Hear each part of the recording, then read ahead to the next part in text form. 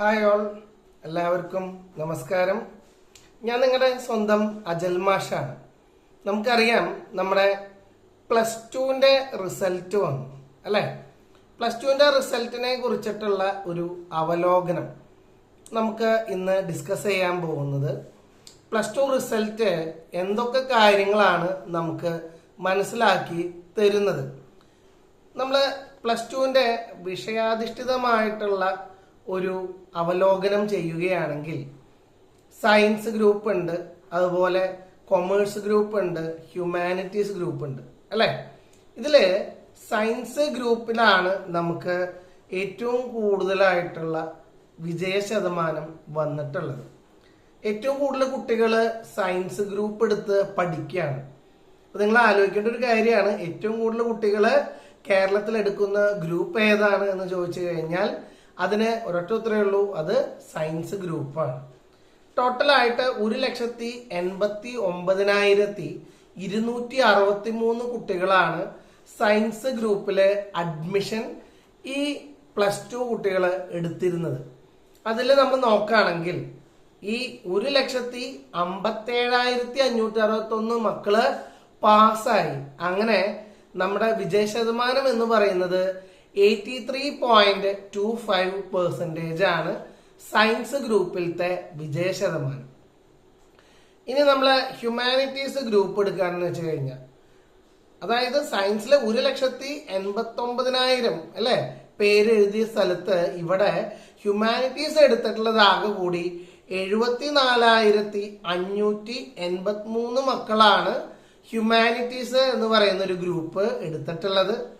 Pass ചെയ്ത കുട്ടികള് 51,578 മക്കളാണ്. അതായത് 69.16% ആണ് നമുക്ക് ഹ്യൂമാനിറ്റീസ് എന്ന് പറയുന്ന ഗ്രൂപ്പിലുള്ള വിജയ ശതമാനം ആയിട്ട് പറയപ്പെടുന്നത്. ഇനി അതുപോലെ നമ്മൾ കൊമേഴ്സ് ഗ്രൂപ്പ് എടുക്കുകയാണെന്ന് വെച്ച് കഴിഞ്ഞാൽ അവിടെ 1,06,796 മക്കള് പരീക്ഷ എഴുതി. 79,255 മക്കളാണ് ആ കൊമേഴ്സില് നമ്മുടെ കേരള സംസ്ഥാനത്ത് പാസ്സായിട്ടുള്ള മക്കള്. അങ്ങനെ പാസ് പെർസെൻറ്റേജ് നമ്മൾ നോക്കുകയാണെങ്കിൽ 74.21%. അപ്പൊ ഈ മൂന്നെണ്ണവും നമ്മൾ അവലോകനം ചെയ്യുമ്പോൾ സയൻസ് വിദ്യാർത്ഥികൾ, അതായത് ഇപ്പൊ പുതിയതായിട്ട് 10 കഴിഞ്ഞ മക്കള് ശ്രദ്ധിക്കേണ്ട കാര്യമാണ്, സയൻസ് ഗ്രൂപ്പ് എടുത്തിട്ടാണ് കൂടുതൽ മക്കൾ എന്ത് ചെയ്യുന്നത്, പഠിക്കുന്നത്. പ്ലസ് 1 പ്ലസ് 2 പഠിക്കുന്നത്. അവിടെ വിജയ ശതമാനം കൂടുതൽ സയൻസ് ഗ്രൂപ്പ് എടുത്ത മക്കൾക്കാണ്. ഇനി രണ്ടാമത്തെ ഒരു കാര്യം പറയാൻ പോകുന്നത്, ഈ പ്ലസ് 2 പരീക്ഷ പ്രൈവറ്റ് ആയിട്ട് എഴുതിയിട്ടുള്ള കുട്ടികളെ കുറിച്ചിട്ടാണ്. പ്രൈവറ്റ് ആയിട്ട് പരീക്ഷ എഴുതിയിട്ടുള്ള കുട്ടികളുടെ എണ്ണം 33,807 മക്കളാണ്. 33,807. പാസ്സായിട്ടുള്ളതോ 7,251 കുട്ടികൾ. അതായത് നമ്മുടെ പാസ് പെർസെൻറ്റേജ് എന്ന് പറയുന്നത് 21.45% ആണ്. വേണമെന്ന് വെച്ച് കഴിഞ്ഞാൽ നമുക്ക് പറയാം, മറ്റേ കുട്ടികൾക്ക് പ്രൈവറ്റ് അല്ലാത്തത് കൊണ്ട് തന്നെ സ്കൂളിൽ പോയി പഠിച്ചു, അധ്യാപകരുണ്ടായിരുന്നു അല്ലെ? ഇവിടെ അധ്യാപകരില്ല, പ്രൈവറ്റ് ആയിട്ട് പഠിക്കുന്ന കേസാണ്. ചിലപ്പോ ഒരു കോച്ചിങ്ങിനൊക്കെ പോയിട്ടുണ്ടാവാം. ലാസ്റ്റ് ഇയറിൽ നമ്മൾ കമ്പയർ ചെയ്യുമ്പോൾ ലാസ്റ്റ് ഇയറിൽ 17.77% ആയിരുന്നു വിജയ ശതമാനമെങ്കിൽ പ്രൈവറ്റ് ആയിട്ടുള്ള കുട്ടികൾ ഇപ്പോ 21.45% വിജയ ശതമാനം ഉണ്ടായിട്ടുണ്ട് അല്ലെ? ഇനി മൂന്നാമത്തെ കാറ്റഗറി എന്ന് പറയുന്നത് സ്പെഷ്യൽ സ്കൂളുകളാണ് അല്ലെ? അവിടെ 331 കുട്ടികൾ പരീക്ഷ എഴുതിയിട്ട് 286 മക്കള് പാസ്സായി. അപ്പൊ വിജയ ശതമാനം എന്ന് പറയുന്നത് 86.40 ആണ്, 86.40. കഴിഞ്ഞ കൊല്ലം ശരിക്കും പറഞ്ഞ 98.54 ഉണ്ടായിരുന്ന സ്ഥാനത്ത് ഇപ്പോ 86.40 എന്ന് പറയുന്ന ഒരു പെർസെൻറ്റേജ് ആയി. ഇനി നമ്മള് ഫുൾ A+ കിട്ടിയിട്ടുള്ള കുട്ടികൾ, നമ്മള് സയൻസ്, കൊമേഴ്സ്, ഹ്യൂമാനിറ്റീസ് ഗ്രൂപ്പില് എത്ര കുട്ടികൾക്കാണ് ഫുൾ A+ കിട്ടിയെന്ന് നമുക്ക് നോക്കാം.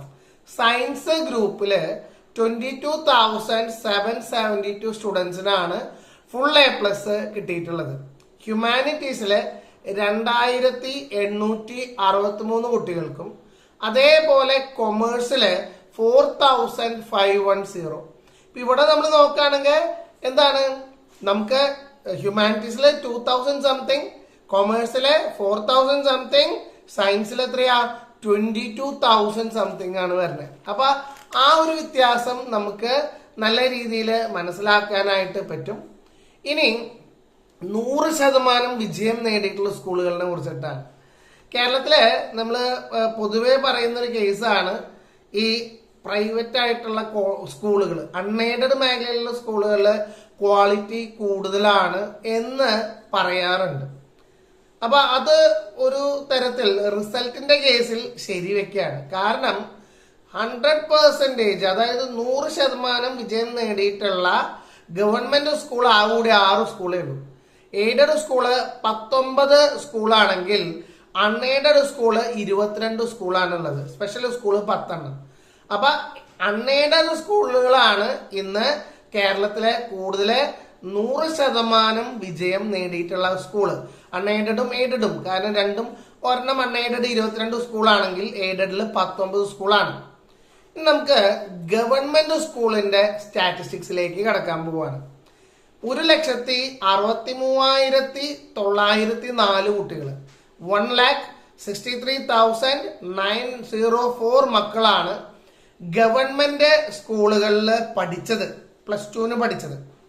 അതില് 1,20,027, അതായത് പാസ് പെർസെന്റേജ് പറയുകയാണെങ്കിൽ 73.23% മക്കളാണ് ഗവൺമെന്റ് സ്കൂളിൽ നിന്ന് പാസ്സായത്. കഴിഞ്ഞ വർഷം വെച്ച് നമ്മൾ നോക്കുകയാണെങ്കിൽ കമ്പയർ ചെയ്യുകയാണെങ്കിൽ ലെസ് ആണ്. കഴിഞ്ഞ വർഷം 75.06% ഉണ്ടായിരുന്ന സ്ഥലത്ത് ഇപ്പോ 73.23% ആയി കുറഞ്ഞു. ഇനി എയ്ഡഡ് സ്കൂളിൽ നമ്മൾ നോക്കാന്ന് വെച്ച് കഴിഞ്ഞാൽ പാസ് പെർസെന്റേജ് വരുന്നത് ഒരു 10% കൂടുതലാണ് ഗവൺമെന്റ് സ്കൂളിനെക്കാട്ടിയും. കാരണം ഇവിടെ 82.16% വിജയ ശതമാനം വന്നിട്ടുണ്ട്. അതിൽ റിട്ടേൺ സ്റ്റുഡൻസിന്റെ കൗണ്ട് പറയുകയാണെങ്കിൽ 1,82,409 മക്കളാണ് പരീക്ഷ എഴുതുകയും 1,49,863 മക്കള് പാസ്സാവുകയും ചെയ്തു. അങ്ങനെ ഒരു ഗവൺമെന്റ് സ്കൂളില് 73% വരുമ്പോ എയ്ഡഡ് മേഖലയില് 82% വന്നു. ഇനി അൺഎയ്ഡഡ് മേഖലയിൽ നോക്കാന്ന് വെച്ച് കഴിഞ്ഞാൽ 75.91% ആണ്. പരീക്ഷ എഴുതിയ കുട്ടികളുടെ എണ്ണം 23,998 കുട്ടികളാണ്. അതിൽ പാസ്സായിട്ടുള്ള മക്കളുടെ എണ്ണം 18,218, 18,218. അപ്പൊ ഗവൺമെന്റ് മേഖലയിൽ എന്താ പെർസെന്റേജ് 73, എയ്ഡഡ് മേഖലയിൽ 82, അൺഎയ്ഡഡ് മേഖലയിൽ 75. അപ്പൊ നമ്മൾ നോക്കുകയാണെന്ന് വെച്ച് കഴിഞ്ഞാൽ എയ്ഡഡ് സ്കൂളിലാണ് പെർസെന്റേജ് 82 എന്നുള്ള ഒരു പെർസെന്റേജ് വന്നിട്ടുള്ളത്.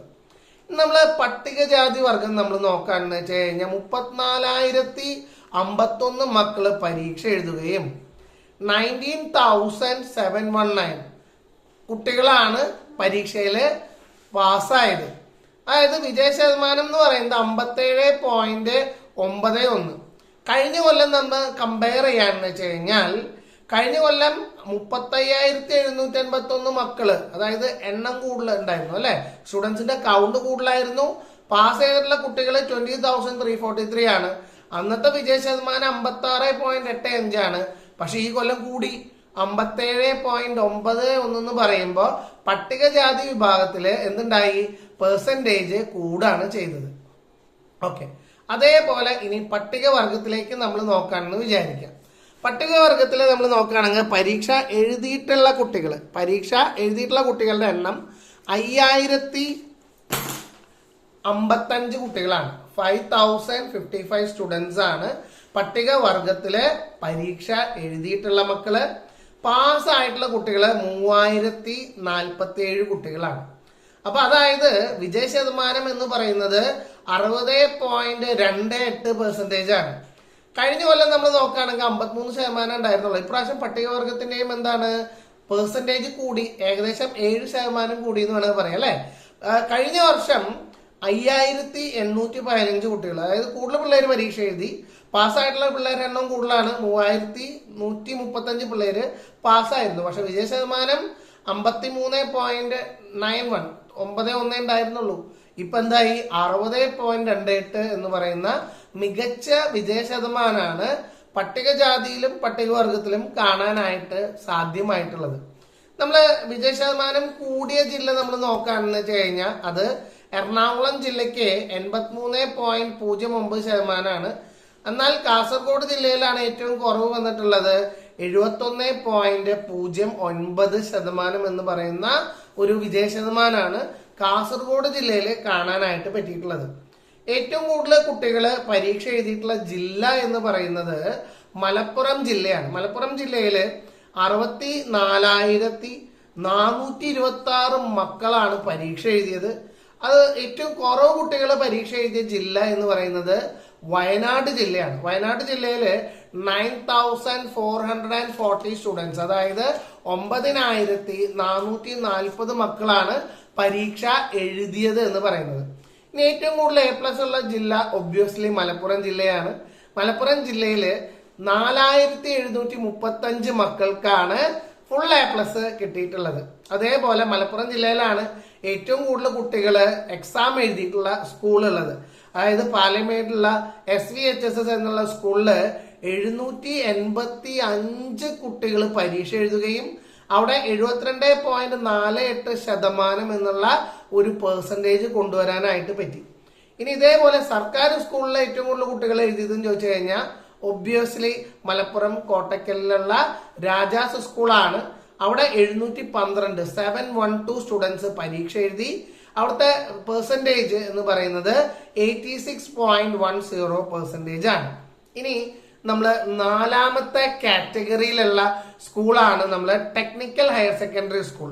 ഇവിടെ 1481 സ്റ്റുഡൻസ് ആണ് പരീക്ഷ എഴുതിയത്. അതില് 1048 സ്റ്റുഡൻസ് ആണ് പാസ്സായിട്ടുള്ളത്.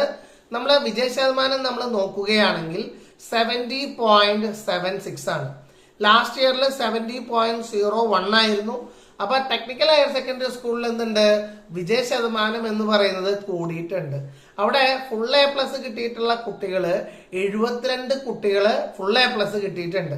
ഇനി അഞ്ചാമത്തെ കാറ്റഗറിയിലേക്ക് കിടക്കാന്ന് വെച്ച് കഴിഞ്ഞാൽ Kerala Kalamandalam arts higher secondary സ്കൂളില് 56 കുട്ടികള് പരീക്ഷ എഴുതിയതില് 45 കുട്ടികള് പാസ്സായിട്ടുണ്ട്. ഇനി ആറാമത്തെ കാറ്റഗറി എന്ന് പറയുന്നത് സ്കൂൾ കേരളയാണ്. അവിടെ 28,561 കുട്ടികൾ 28,561 സ്റ്റുഡൻസ് പരീക്ഷ എഴുതിയതില് 13,288 സ്റ്റുഡൻസ് ആണ് പാസ്സായത്. വിജയ ശതമാനം എന്ന് പറയുന്നത് 46.52 ആണ്. കഴിഞ്ഞ വർഷം കുറവായിരുന്നു, 40.61 ആയിരുന്നു. ഈ പ്രാവശ്യം 46.52. അപ്പൊ സ്കൂൾ കേരളയിൽ കൂടുതൽ കുട്ടികൾ വിജയ ശതമാനം വന്നിട്ടുണ്ട്. മാത്രല്ല അതിൽ തന്നെ ഫുൾ A+ കിട്ടിയിട്ടുള്ള 447 മക്കളും ഉണ്ട് അല്ലെ. ഇപ്പൊ നമ്മൾ അറിഞ്ഞിരിക്കേണ്ടത് അടുത്ത കാറ്റഗറിയാണ് VHSC വിഭാഗം അല്ലെ. 26,178 കുട്ടികൾ 26,178 സ്റ്റുഡൻസ് പരീക്ഷ എഴുതിയതില് പാസ്സായത് 18,340 സ്റ്റുഡൻസ് ആണ്. ഇതില് ഗവൺമെന്റ് സ്കൂളുകൾ 5 സ്കൂളുകൾക്ക് 100% കിട്ടിയപ്പോ എയ്ഡഡ് സ്കൂള് 4 സ്കൂളില് ഈ ഫുൾ A+ എന്നുള്ള ഒരു കണ്ടീഷൻ വന്നു.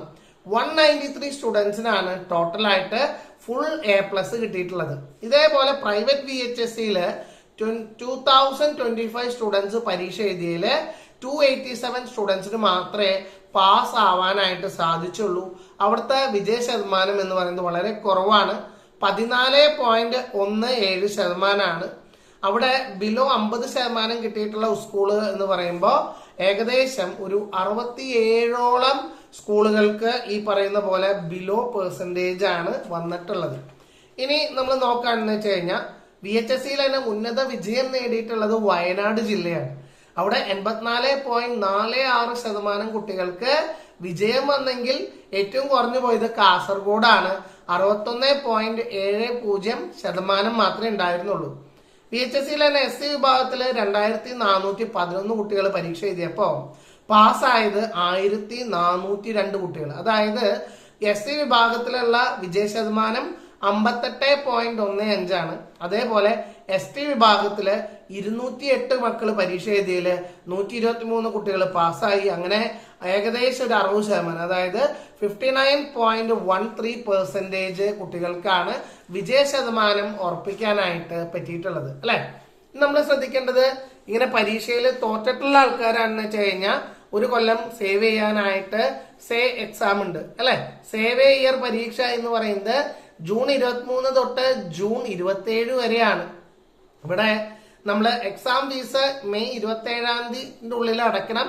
അല്ലെങ്കിൽ എന്തുണ്ടാവും, മെയ് 29 വരെ സൂപ്പർ ഫൈൻ ആയിട്ട് 600 രൂപ കൊടുത്ത് അവർക്ക് പരീക്ഷയ്ക്ക് രജിസ്റ്റർ ചെയ്യാൻ പറ്റും. ഇനി പരീക്ഷ എഴുതിയിട്ടുള്ള ആൾക്കാർക്ക് ഇംപ്രൂവ്മെന്റ് പരീക്ഷ എഴുതാം. അതല്ലാതെ മെയ് 27 വരെ പുനർമൂല്യ നിർണയം, ഫോട്ടോ കോപ്പി, സൂക്ഷ്മ പരിശോധന അങ്ങനെയുള്ള കാര്യങ്ങളൊക്കെയും ചെയ്യാനായിട്ട് പറ്റും. അപ്പൊ തീർച്ചയായിട്ടും നമ്മൾ കേരളത്തിന്റെ ഒരു സ്റ്റാറ്റിസ്റ്റിക്സ്, എത്ര കുട്ടികൾ പരീക്ഷ എഴുതി, എങ്ങനെയാണ് റിസൾട്ട്, അങ്ങനെയുള്ള കാര്യങ്ങളെ കുറിച്ചിട്ട് നമുക്ക് ഈ ഒരു വീഡിയോയിലൂടെ കൃത്യമായിട്ട് മനസ്സിലാക്കാൻ സാധിച്ചു എന്ന് ഞാൻ വിശ്വസിക്കുന്നു. Okay then, thank you, all the best.